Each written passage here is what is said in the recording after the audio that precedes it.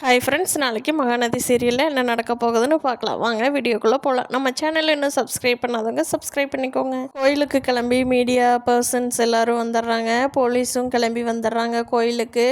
வெண்ணிலாட்ட கேட்குறாங்க, ஏம்மா அவருக்கு தான் ஏற்கனவே கல்யாணம் ஆயிடுச்சு தானே, நீ ஏன் திருப்பி கல்யாணம் ஆனவரை கூப்பிட்டு கல்யாண கோலத்தில் நீ ரெடி ஆகிட்டு எல்லாத்தையும் கூப்பிட்டு வச்சுருக்கிற அப்படின்னு போலீஸ் கேட்குறாங்க. அதுக்கு வெண்ணிலா சொல்கிறாங்க, சார் அது ஜஸ்ட் ஒரு கான்ட்ராக்ட் கல்யாணம் தாங்க சார். அவர் எனக்கு தான் ஃபஸ்ட்டு மோதிரம் போட்டு கல்யாணம் பண்ணினார். அது கான்ட்ராக்டு தான், கான்ட்ராக்ட் முடிஞ்சது கிளம்பிட்டாங்க அப்படிங்கிறாங்க. போலீஸ் கேட்குறாங்க, ஏம்மா கான்ட்ராக்ட் கல்யாணம்னாலும் முறைப்படி டைவர்ஸ் வாங்கிட்டு தானே நீ கல்யாணம் பண்ணணும், இது சட்டப்படி குற்றமா, உன் மேலே தான் ஆக்ஷன் எடுக்கிற மாதிரி இருக்கும், ஒரு பொண்ணாக ஆயிடுச்சே அப்படின்னு சொல்லி உனக்கு புரிய வைக்கிறக்காக நாங்கள் சொல்லிகிட்டு இருக்கோம் அப்படின்னு கேட்குறாங்க.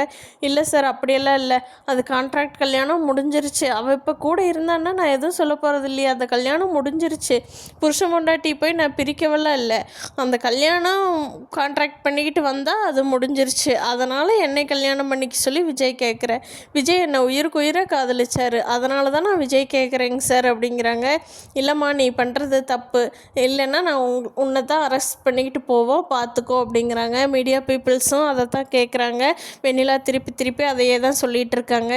எல்லாரும் இப்படியே சொல்கிறத கேட்ட வெண்ணிலா, நீங்கள் எல்லாம் எனக்கு இப்போ விஜய் இல்லைன்னு சொன்னீங்கன்னா நான் இப்போவே மண்ணெண்ணெய் ஊற்றிட்டு கொளுத்திக்கிட்டு இறந்துருவேன் அப்படின்னு சொல்லி ஒரு கேனில் இருக்கிற மண்ணெண்ணெய் ஊற்றி கொளுத்த போகிறாங்க. எல்லாரும் பிடிச்சி தடுத்து நிறுத்திடுறாங்க வெண்ணிலாவை. காவேரி இந்த விஷயத்தை விஜய் பார்த்துக்குவார் அப்படின்னு சொல்லிட்டு கூலாக இருக்காங்க. எந்த ஒரு இதையும் அலட்டிக்காமல். மீடியா பர்சன்ஸ் எல்லாம் விஜய்கிட்ட இப்படி பண்ணுறீங்களேங்க சார், அவங்க உங்களுக்காக வெயிட் பண்ணிகிட்டு இருக்காங்களே, என்ன பதில் சொல்ல போகிறீங்க அப்படின்னு கேட்குறப்போ விஜய் கிளம்பி போய் வெண்ணிலா கிட்ட எல்லாம் நடந்ததையெல்லாம் சொல்ல போகிறாரு.